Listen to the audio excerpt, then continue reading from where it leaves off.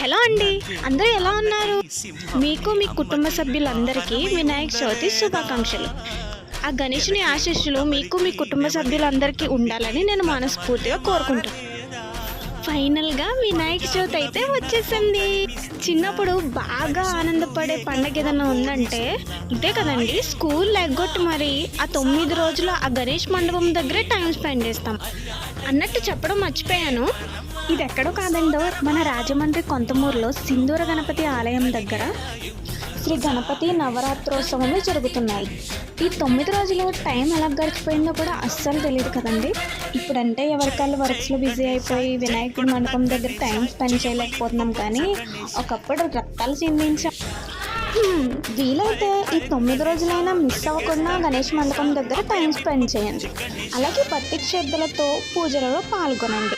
ఈ రోజుకి ఇవే ముచ్చట్లు. Bye friends.